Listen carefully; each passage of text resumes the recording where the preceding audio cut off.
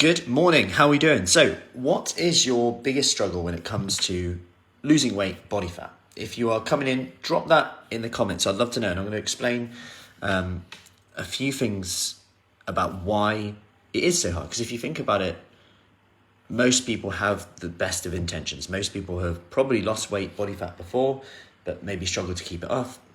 And hence why I had a conversation with someone the other day, and that quote I put at the top, I just can't stick to it. I'm hoping this time will be different. If you ever said that before, let me know in the comments. And if you feel like someone else needs to hear this today, just like, share it. But also just let me know in the comments what your biggest struggle is when it comes to losing weight, body fat, keeping it off. I'd love to know. Because when you think about it, most people know what to do. You probably know what to do. And actually, some of the things that we say from a practical point of view, people already know what to do. You know, whether it's water, whether it's protein, most people have a good idea of knowing what to do. Yes, there's lots of confusions around fats, carbs, which we're working on as an industry, and that's why we also provide education now as Fruci Fit. That's one for another day.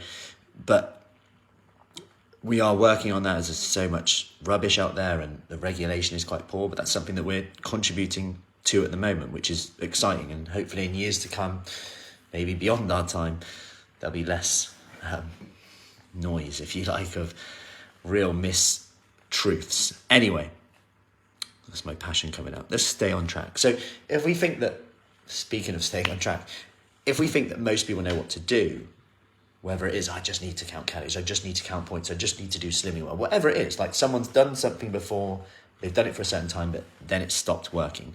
Whether this was lots of time taken from their day, whether this was routine, whether their lifestyle changed, whether lockdowns hit, whether routine has been messed up a lot and we haven't really been able to keep our routine despite this. These are very individual things, but when you really look at it, it's more of a management of our physical and psychological state. When people stick to it for longer, normally they've got their emotions in check, if you like. There's that physical and psychological side of things. So you could even call it hunger as well. You could always do this with hunger. Is my hunger psychological or physiological? Physiological, an apple would do, maybe a rumble of the stomach. Psychological, I'm looking for a certain food. Boredom, how am I feeling? My emotions might be tired, stressed. Already, when we start to identify these, we're finding more in control. So what do people do who get the best results? Well, there is an element of discipline in there. Of course, they also set up their environment, which I'm going to come on to in tomorrow's, I believe. Set up their environment to win. So it's easier to make healthy choices. Like if I had a bowl of raisins there, no doubt I would probably pick one if it was just there. But thankfully I've just got my trusty black coffee this morning. But environment is key. If there's food on the table there, I might be more tempted. I'm having to use a little bit of willpower.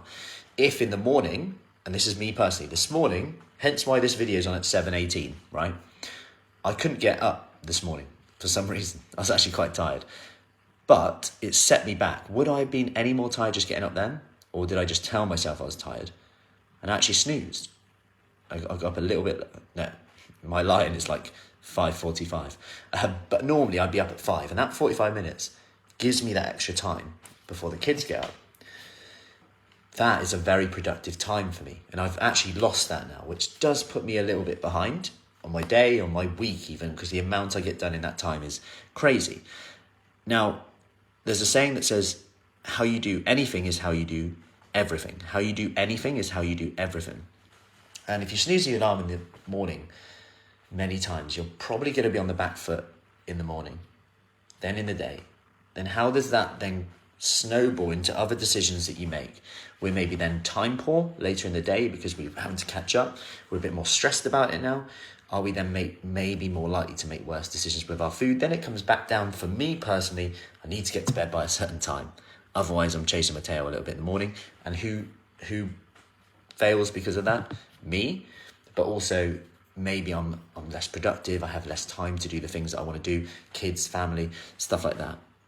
So then we've got to look at, okay, how important is this to me? when it's not just a snooze of the alarm at that time, it's what am I saying yes to, what am I saying no to?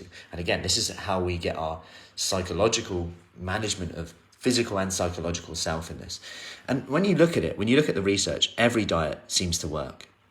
Any diet where you provide support and accountability and, often like-minded people, like when I worked in public health and the NHS, you saw it right there. People with diabetes who have coming in, they would never had something like that before. And we created it in Swindon at the time, a public health initiative, which was great. And people were like, well, I never knew so many other people had diabetes. I never knew you could do this. I was speaking to them. I feel really motivated now. I've got accountability. And that was the first time in my career, if you like, health and fitness career, where I realised the power of like-minded groups. Now here we are, Fruci Fit, like-minded ladies together in the same room, wherever that's a Zoom room or in person in Devizes, Marlborough, wherever that is, or outside of that in our event. And the key thing with that is we've got that support and accountability and that push. And the research backs that up in terms of that, the accountability to do the things that we probably know we need to do, to have that push in on there. And sticking to it as a result is often the byproduct of having our psychological and physiological state there. And that's why in our question and answer sessions, we do things like get Dr. Adam Bibi in. He's a researcher into psychology and essentially doing the things that you need to do.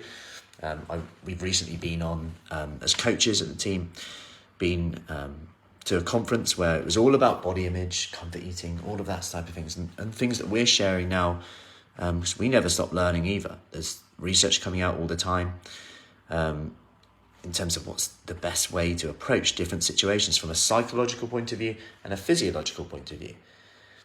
And for me, that's probably the difference between people who stick to it and not. And when you look at the results that some of the ladies have achieved, it kind of says that. And when I got messages like this morning that we saw one of the ladies who was like, wow, like she's like 3 stone down, and she's took her granddaughter to music with mummy, I think that's the one, and she was like on the floor, and someone else said to her, she didn't really think of it, someone else said, if I get down on the floor, I ain't getting back up. She's like, wow, yeah, I'll get back up. That's a huge why. And then you've got that why coming in, that's that psychological. So when that alarm goes off, this is my why. Bang, I'm up. Because this is important to me now. This is a reminder of why I'm doing this. And that's a really powerful thing to have. But then it's a case of, okay, do I just need to routine scheduling? How do I get better routine? Well, I need to make sure book these sessions in. I always attend them live. This is another trait that I find that generally suits people better, but there's some people who are really motivated just doing in their own time when they fit it in. That's fine too. But we find, especially at the start, if you've failed a lot of time, tried a lot of times before, having that scheduled in. So on a Sunday, sitting down and going, hey Joss, I will attend this one, this one, this one, and this one. That are the ones I'm committing to. Now we've got a plan in place. Now that's less willpower, because you don't have to just, my workouts as well. You know when you're going to come in. All of a sudden, routine is starting to build up. I need to get up at this time. To get up at this time, what do I need to do? Go to bed at this time. That's a key one for me. Everything then snowballs, like I said. So, I hope that helps. Any questions, as always, just let me know. Have a lovely Sunday. Take care.